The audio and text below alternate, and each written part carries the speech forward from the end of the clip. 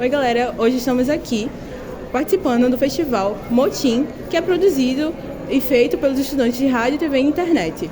Hoje a gente está aqui com o Martiene, do coletivo Sargento Perifa, que vai participar da mesa sobre comunicação antirracista junto com a professora Ana Veloso e o professor Alexandre Jesus.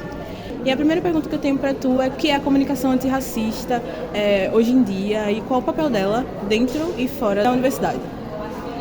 Oi, muito obrigada, Madu, pelo convite. É uma oportunidade e tanto para a gente falar aqui, sobre essa temática, não somente porque é o mês de novembro, o Novembro Negro, o mês da consciência negra, mas pela relevância mesmo, dentro de um país majoritariamente negro, de pessoas pretas, a gente sabe que comunicação, que é um direito, é importantíssimo, para que se fale dentro dessa perspectiva do antirracismo.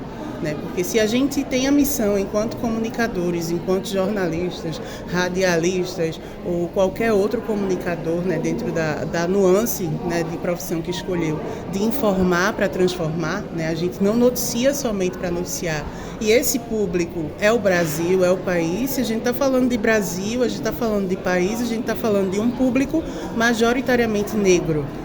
E como é que esse povo negro ele é retratado na mídia. Então, uma comunicação antirracista ela é importantíssima para a democracia, para a construção de direitos, para a construção de justiça, de igualdade e, inclusive, de letramento racial, que é uma coisa ainda que a gente caminha em passos lentos. Eu acho que já se teve grandes avanços, mas falta muita coisa ainda para acontecer em relação ao letramento racial da nação brasileira.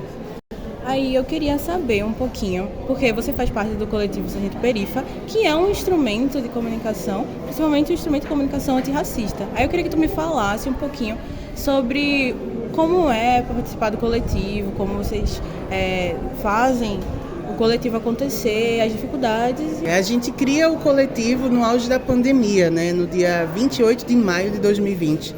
Período de lockdown aqui em Pernambuco, era o auge da cloroquina também. A gente tem uma comunidade que é o território da gente, onde fica a sede do coletivo, é a comunidade do Córrego do Sargento.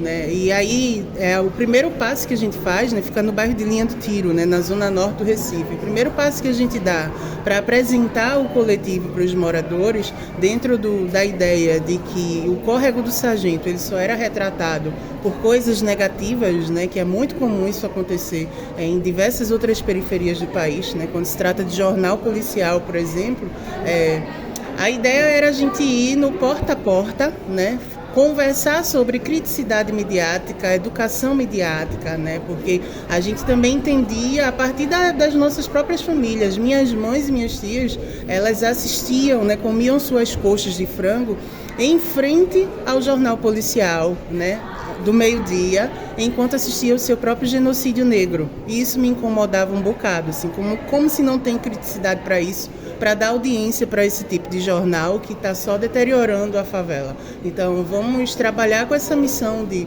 primeiro, levar o letramento racial para as pessoas, porque através do censo que a gente criou, a gente entendeu que dentro de uma comunidade com mais de 250 famílias, não se tinha 80% com letramento racial. Na verdade, 20% nessa faixa, assim, eram pessoas que se reconheciam pretas, numa comunidade onde gatos pingados são pessoas brancas, E é dentro dessa missão que o Perifa vai trabalhando, noticiar as coisas que acontecem na comunidade através de iniciativas dos próprios moradores. Hoje a gente está com 20 projetos tocados por moradores do Córrego do Sargento, dando visibilidade a isso, não somente ao tráfico de drogas, à violência urbana, mas em contrapartida a gente também trabalha com uma comunicação para dentro, que é a comunicação offline. Ela não depende de internet, porque a gente sabe que tem morador que não tem celular, que não tem acesso à internet. Ela depende realmente de um trabalho mais desdobrado, que é de ir na porta dos moradores, é de convocar para uma roda de conversa e também ter alguma coisa em troca, ter um cuscuz com salsichinha, por exemplo, um pão, para oferecer, e através disso, dessa construção, é que a gente vai fazendo diálogo e dentro de 3 anos, a gente está caminhando para 4 anos, a gente entende que hoje, né, assim, a missão do coletivo Sargento Perifa, ela está sendo muito bem alcançada. Assim. Temos uma população de pessoas que não se reconheciam negras, que hoje já dizem, eu sou preta, não sou morena. Então isso a gente sabe que está conquistando através do trabalho da gente. Com certeza. E a minha última pergunta é como você enxerga essa discussão, né, a importância dessa discussão dentro de uma universidade pública federal? Eu nunca abro mão de participar desses espaços de debate, quando eu entendo que vai ter gente jovem por lá, tendo em vista, levando em conta que a juventude é o que está movimentando a democracia do país, isso a gente não pode deixar de lado, descartar de jeito nenhum.